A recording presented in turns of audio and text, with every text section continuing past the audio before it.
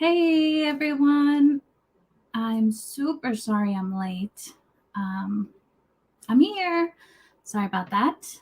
Getting some chores done, and then I wanted to make a quick iced coffee, and then I hopped on. So sorry if anybody was waiting. I hope that wasn't the case. And hello, and I hope you are all having a really good day so far. Um, my poor husband just discovered that a piece that he needed for his Lego set is missing. So that really sucks. And I was trying to help him find it and no luck. And that's actually like the second or third time that that's happened to him. So, anyway, I really hope that he finds it. And when I come out from this live, he lets me know that he was able to keep building his Lego. Okay, enough about Legos. Today we are here to talk about Ray Higdon.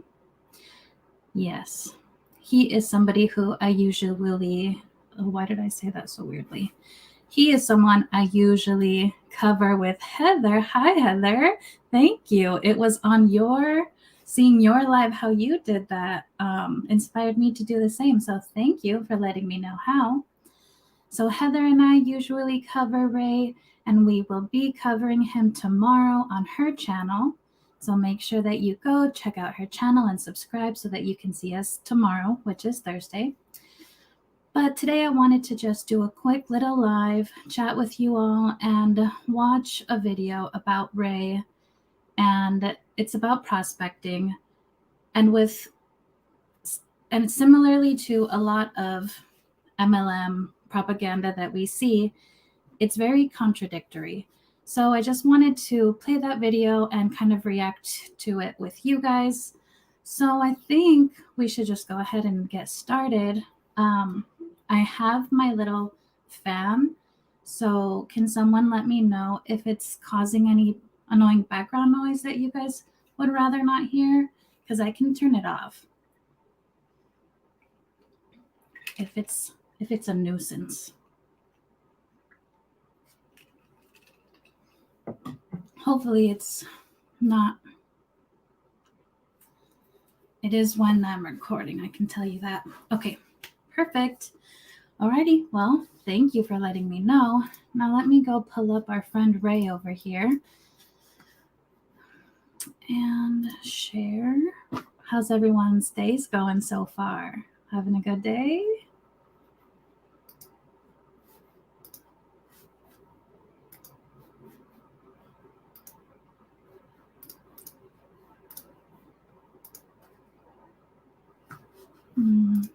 Okay, perfect. Let me test out a few things here. Nope, I don't like that. Uh-oh, Ray, where'd you go?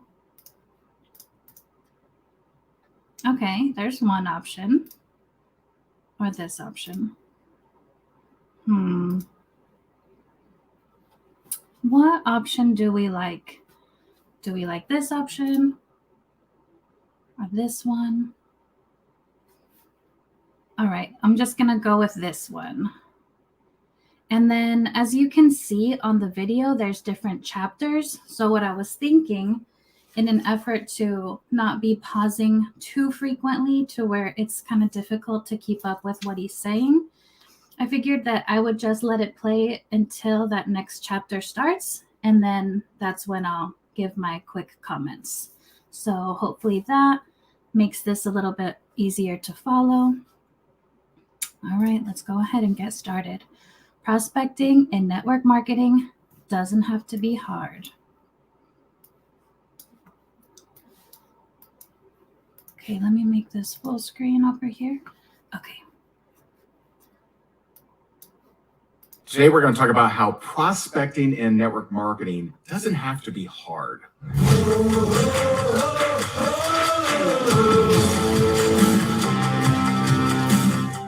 So first I'm going to talk about where to find people. Next I'm going to say exactly what to say to your prospect, whether you know them or not. And lastly, we're going to dive into how to stay consistent, the absolute key to your success.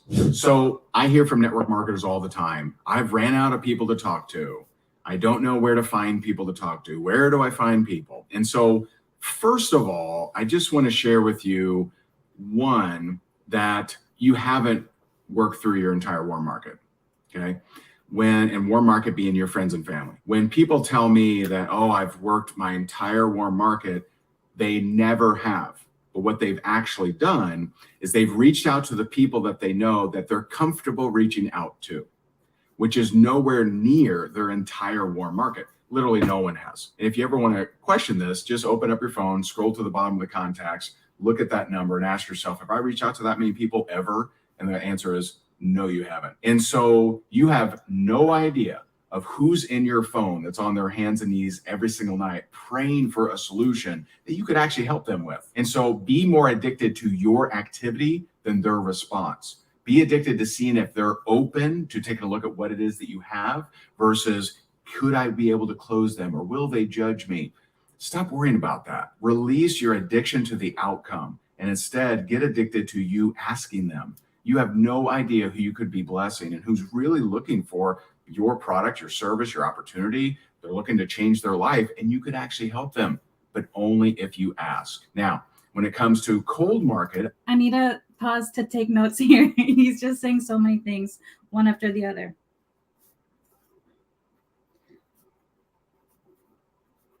Okay. I keep looking to see, is it the next chapter yet? Because I want to talk to you guys, but we'll keep listening to what he has to say. I'll give you some tactical here, right? So the things that both my wife and I did, and by the way, just shout out to my wife, when she was 21 years old, her warm market didn't want to have anything to do with network marketing, right? In fact, her family also made fun of her, okay? Until she hit $10,000 a month, 100% from cold market prospecting on Facebook.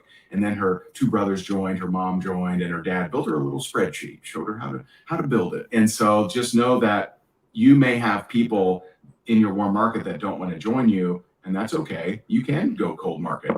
And so I'm going to give you a couple different strategies here. Number one, just following people that you resonate with, right? So if you follow, let's say that you resonate with, I don't know, Brene Brown, or you resonate with Robert Kiyosaki or Tony Robbins or Bob Proctor or whoever your guru of choice is, Marie Forleo, she's amazing. By you following them and just paying attention to some of the comments on their pages, you can locate some pretty sharp people. And so if someone drops a sharp comment, and I don't mean a sharp, hate comment, right? I wouldn't prospect that person, but someone who actually drops an intelligent comment, you can actually send them a little message. And this is what I would say. And this is a very real scenario that both my wife and I use to recruit a lot of people into our network marketing business and sell a lot of product too. And that is, hey, I saw the comment that you left on Tony Robbins' page. And listen, I know we don't know each other, but I really loved your comment. I'm always looking to work with sharp people. Would you be open to take a look at what I'm doing to make some extra money on the side? And if not, totally cool. And so by you telling them up front, not trying to tiptoe through the tulips and build rapport forever, which is what some people do. And it's very frustrating, not just to the person trying to do it, but also the person receiving it. I've asked so many crowds over the years. I'm like, hey, do you prefer someone that just builds rapport with you for months and months and months, and then they ask you the question? Or would you prefer they just get to the point? No one on the planet has ever asked, no, I really like that build rapport piece. I really like them buttering me up for months and then asking me the question. Nobody likes that. And it takes too much time. Instead, get to the point and tell them, don't say you should buy my product. Ask if they're open to learning more. Where's the harm in that? If you're a network marketer, I would not use this approach on other network marketers because network marketers are very cannibalistic. They eat their own. And so I would not do this to another network marketer because they're going to say, wait a minute, you're supposed to build rapport, and they're going to rat you out. They're going to call you out. And so don't do that. But to most people, the people that aren't in network marketing, this is not an intrusive or spammy method, right? And by the way, if you're worried about being their friends, one little sneak trick in Facebook, at least, is you can comment on their stories. And so if you see that they're doing stories, just drop a quick comment that will actually make you show up in their messenger, and you go from there. So I mentioned one method and also where to find people. Okay. Wow, he talked for 5 minutes there. And by the way, I should have mentioned this at the beginning. This video is about 12 and a half minutes total. So we got through almost half right there. And boy, did he say a lot of things. And continue letting me know your thoughts. I see that Lift Panic said they're down on their knees. I wrote that down. I have something to say about that. Heather C says, he says, if not, no big deal, but he says he follows up with people until they die because it's disrespectful to bug the widow. Wow. Yeah, that's what I'm saying. Like, just contradictions. It's like in every video, he is not just him, but a lot of supporters and advocates for network marketing will say something in one video and then they'll change it for a different one to suit the message that they want to convey that day. But taking it back to the beginning, he started the video by saying that sometimes people have come to him and have told him that they have run out of people to talk to. And what I have to say about that is exactly why you shouldn't do a business like this, network marketing, multi-level marketing, whatever you want to call it, because there will come a time when you do genuinely just run out of people. And his response to that is to work through your entire market, which with a lot of confidence, he told us that we haven't done that yet. So he's kind of making assumptions there that people who are coming to him with this question haven't really exhausted all of their contacts. And he was also mentioning, scrolling to the bottom of your phone and seeing who's in there. Where's my phone? Let me get my phone here and let me just scroll through and see how many numbers I have of random people that I probably haven't talked to in years. Like, what year is it? 2022? Yeah, like 10 years. I'm sure I have people's number in here. Let's see here. And I'm not going to say their names because obviously I don't want anyone finding them. But yeah, I'm just looking in here, and the majority of these people who I have in here, I haven't talked to in freaking years. So according to him, would it just be cool for me, or a good idea for me, to reach out to somebody who I like? I have someone's name in here, John Soda Pop. Who the heck is John Soda Pop? It probably has to do with meeting this person and there being a soda pop involved. I have another number here, Stacy Bunny Lady. What am I gonna do? Am I gonna just hit up Stacy Bunny Lady and be like, hey, I know we haven't talked in like a decade, but just wondering if I could invite you to hear more about this amazing opportunity?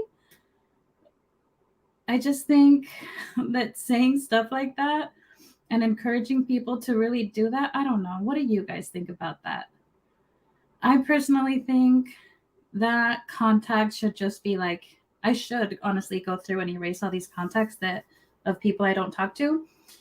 But I don't know. For me, it wouldn't really feel appropriate reaching out to these people to prospect them after I've already exhausted my warm market. Stacy Bunny Lady. And then just like Lived Panic had mentioned, he said something about people being on their hands and knees. You never know. In the case of Stacy Bunny Lady, you never know. Right now, she could be on her hands and knees waiting for somebody to prospect her into joining an MLM. Like, no, that's super manipulative and making people think that you are doing somebody this huge service by prospecting them and by trying to recruit them. And that's what like confuses people and gets people all messed up, thinking that they're actually helping others, right? Which, who doesn't want to help? Who doesn't want to help make someone's life better and give them an opportunity if they need one? But just, this is not the way to do it, in my opinion. He also mentioned that when his wife was 21 years old, she had no support from her family from network marketing. It wasn't until she started making $10,000 a month that her family actually started noticing and they wanted a piece of the action. But the reason that I thought that was interesting was because MLMs often target people who are in that age range, people who are in college or who, are just graduated high school and still kind of younger. And I'm just curious, like people who are in that age range, I know that's what we see on social media right now is a lot of people kind of fitting that demographic who are having all of this great success. I'm just wondering, in reality, is it easy? How easy is it? How easy is it for somebody who's like a young adult to get their friends and family to join them? And then Lift Panic says, I would have thought Ray would be cooler than to suggest something this lame. I mean, you gotta hand it to him. He does seem educated, successful. Some of the stuff that he's gonna mention in this video, because I previewed the video earlier, there's some good advice in here, which I think is very common with MLM stuff, right? Because it's kind of a branch of the self-help domain. So it just sucks when you see someone who has all the potential to be really positive in the world is kind of helping people be scammers. But let's get on with it because we have more Ray to watch. He said, follow who you resonate with. So in order to find some people that you can prospect, you want to go to your favorite guru's social media page and then scour through their comments and look for some sharp people, but not haters, right? No, we don't want to go after haters, which I think is interesting because very often, like for example, right now, I've been posting pretty consistently on Instagram, kind of trying to grow that platform up a little bit more. And I use tags in my posts, right? Like hashtag anti-MLM, hashtag anti-scam, like all this sort of stuff. And then sometimes, not sometimes, often, every time, the hashtag of the company or whatever. So a lot of times I get comments on these things from, for example, Monet saying, hey, great picture, send it to us for a promotion. And I know it's just an automated bot and it's not somebody who's actually doing that, but it's just funny that he says, like, don't reach out to the haters when MLM companies very often are reaching out to anti-MLM creators through the little bots on their posts. I do want to give him credit. Oh, wait, Heather said something. In our video tomorrow, he says, don't prejudge people and pretty much ask everyone. You see? It's like a different video. He's going to tell a different story. And then he's going to hope that you don't watch those two videos consecutively. I do want to give him credit when he said, tell them up front. I like that. I think it's better to just get on with it. If you're going to make the pitch or if you're going to ask the question, hey, are you interested? Get it over with and then be done with it.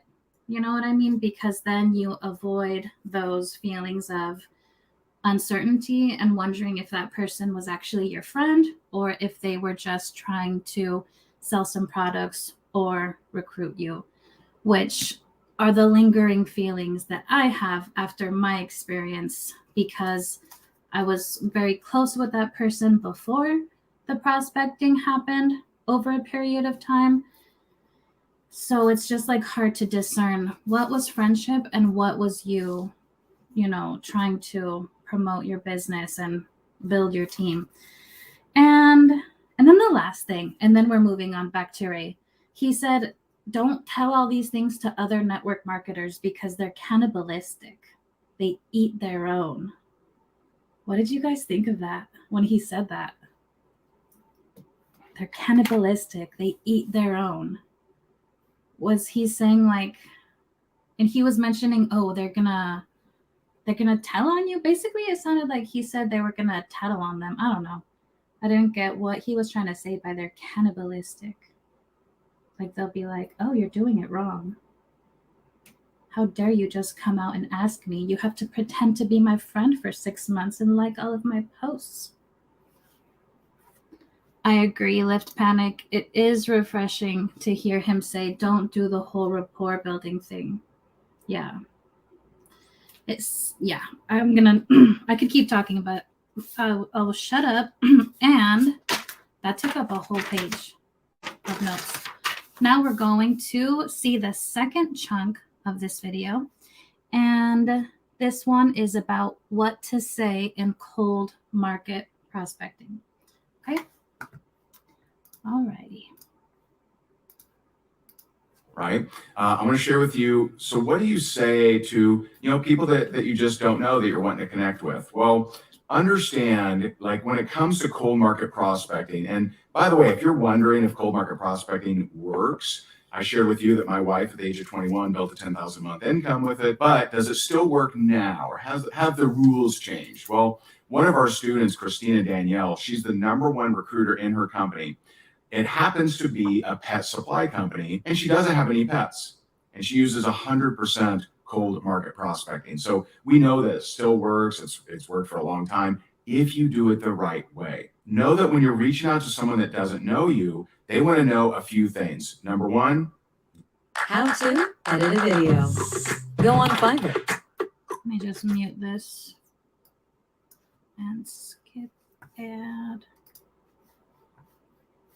Sorry. Say that in your message. Go back a And so you want to actually say that in your message, or you run the risk of them responding with, "Do I know you?" Which kind of takes you off the path. That doesn't lead you toward a sale, kind of leads you more away. Number two, they want to know, why are you reaching out to them?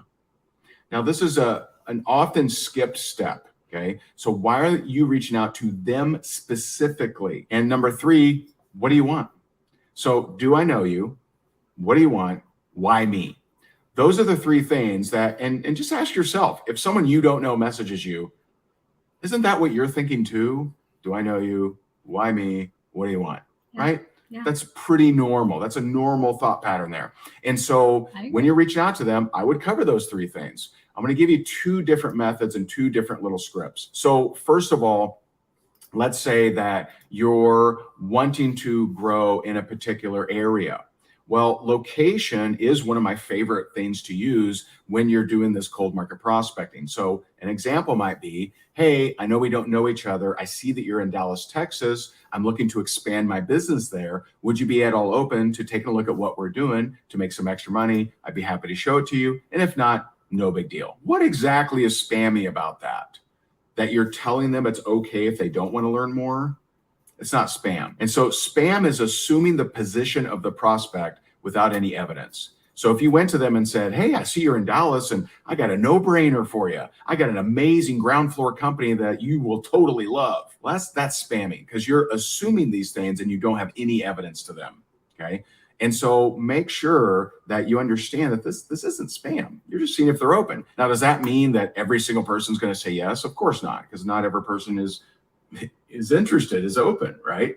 Now, the second one is occupation. And that very, very similar, you might have guessed, but it's, hey, I know we don't know each other. I see that you're a realtor. We happen to work with a lot of realtors. Would you be open to take a look at what I'm doing to make some extra money? If not, no big deal. And so notice how interchangeable location and occupation is. And you can send this is the type of messages that have helped us help network marketers generate over 300,000 new customers in the last 3 years, 71,000 reps, and 14,000 rank advances. So we know this stuff works. Before I get to my last point, make sure that you subscribe. And I would highly suggest that as you're learning prospecting, make sure you learn closing. We cover closing on this channel a lot. And so I want to help you not just reach out to people, but also close some of those sales and get more customers and get more reps. So feel free to subscribe and check out some of our other videos.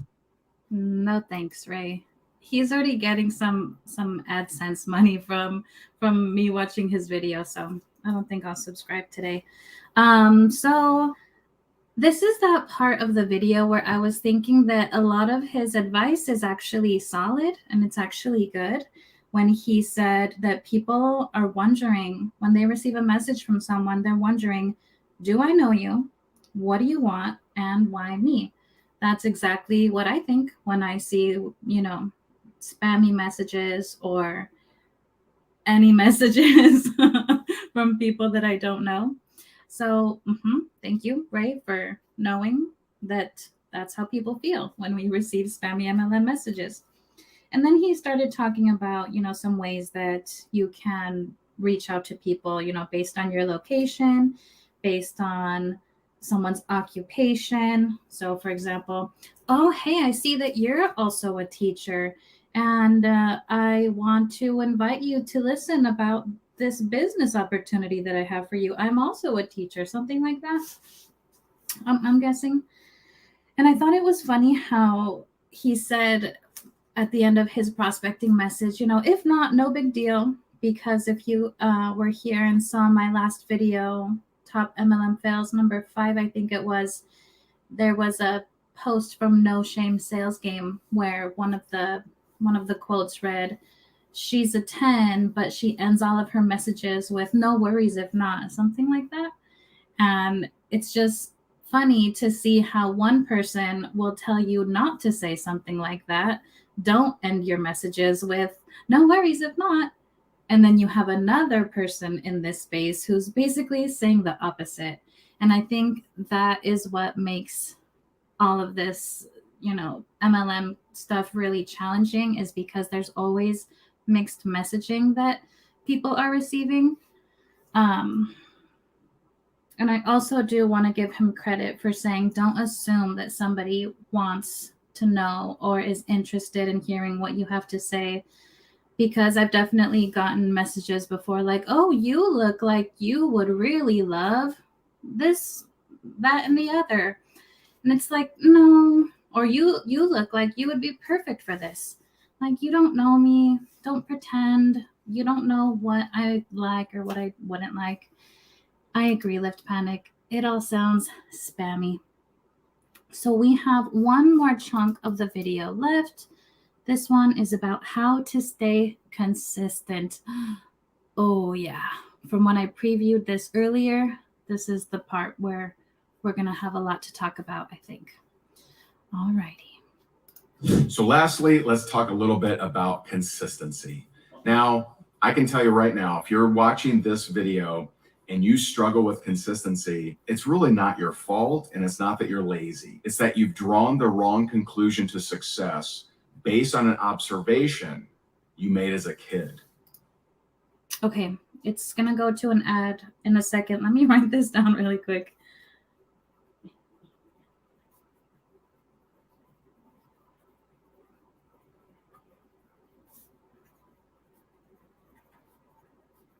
Okay, let me actually rewind it, and then we'll just let the ad go. That you're lazy. It's that you've drawn the wrong conclusion to success based on an observation you made as a kid. I've been getting paid $1,000 a month, if not more.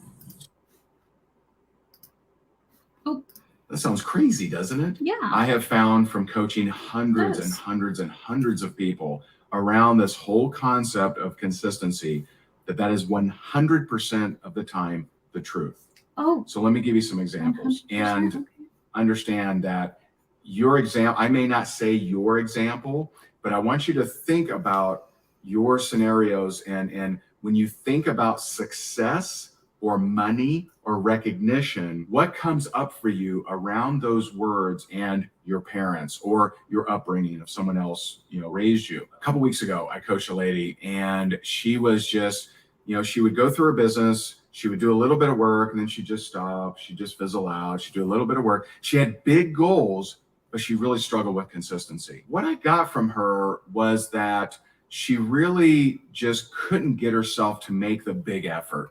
Just couldn't. And so I asked this question. I said, I'm just curious, at what point in your childhood did you try really, really hard, but then realize that no matter how hard you tried, it just didn't matter, right? It's a big question. And she's like, oh my God.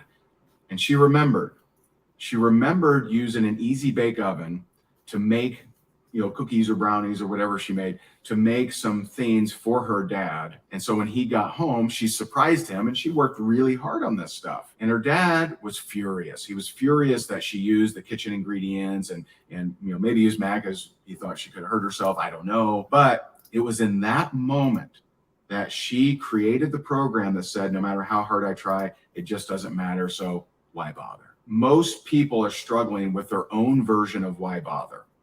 And so another example would be, I've coached many people that had parents who made a lot of money and then lost it. And so what they find is they find themselves going and they'll start doing well, and then all of a sudden they'll just go the other way, or they'll just stop being consistent, or they'll get even more stressed out. Well, if you saw a parent make a bunch of money and lose it and get ridiculed, made fun of, downgrade in society, downgrade in income, and all the things that you got to experience, then you could very well draw the conclusion that, well, if I make a bunch of money, I'm just going to lose it. So let me not make a bunch of money. If you're scared of falling off the mountain, just don't climb it.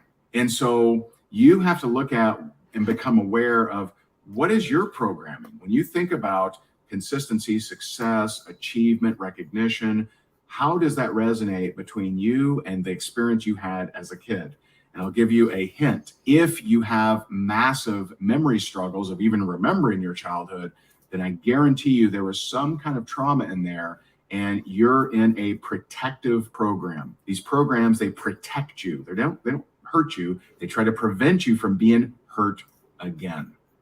And so some deep, deep stuff. And I would encourage you, I'm going to put a link down in the description to share with you some of my live coaching that I've done. We call it breakthrough coaching or defiant coaching, and helping people become defiant to the programs that are running them. And so I'm going to put that link down in the description. Feel free to click that, and it may help you out if you struggle with consistency. Wowza. Okay. Woo. What do you guys think about all of that he just said? Let me go back to just like a clip of his face. So the first thing that really had me thinking was when he said that your problem with consistency is drawn from an observation that you made as a child. What did you guys think? Like, that just, the fact that if the story he said is to be believed, and he had a client that he was working with who was having trouble being consistent, and then he comes out of left field and says, well, what happened to you in your childhood that made you like this? That just seems really inappropriate to me. And he mentioned at the end there that he's a life coach also. So I don't know enough about the life coach space to know if that's something normal that happens. But let's just say that this was an MLM. That just seems like too much personal information that shouldn't even need to be discussed. That's just like my feelings on it. I don't know, that part just made me feel really, really gross. Like, oh, now what credentials does he have to start tinkering around in someone's mind and then bringing up their childhoods? And then he said that if you have memory issues, that it's because you've had traumas in your childhood, which he may be right about that, but just the context in which these conversations are happening is just really creepy. And then Heather says, agreed, she should be talking to a therapist, not Sheree. I agree with you. Yeah, and then another thing that he said was, in all of his coaching that he's done of hundreds of people, that has been the issue 100% of the time, that it's some childhood event that is causing them to have problems with their consistency. I just think that it's really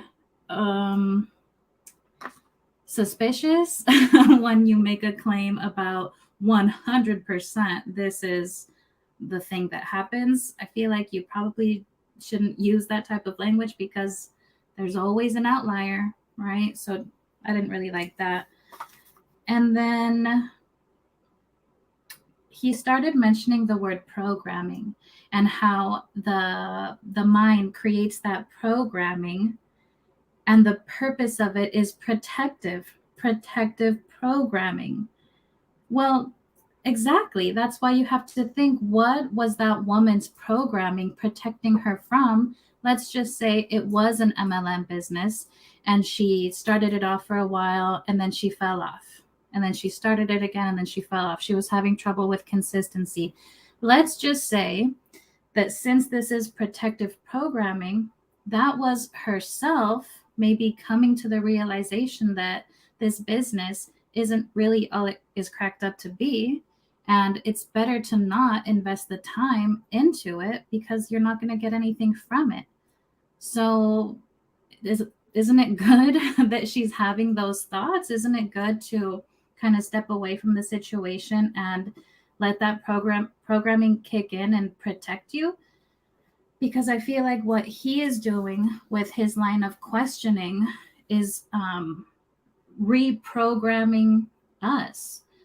And I don't like that. I feel like, yeah, Liv Panic says, what if Ray was your boss at your 9 to 5 talking about this with you? Exactly. If that was the case, you would just see clear as day how wrong it is, how manipulative it is, how invasive it is.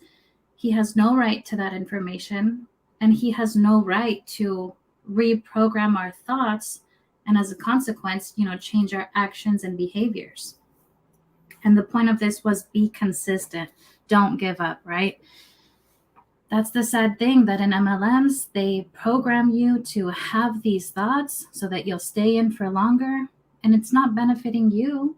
It's benefiting the upline. It's benefiting the people at the very top of the pyramid, while you are going to continue churning your wheels and not have a lot of success with it.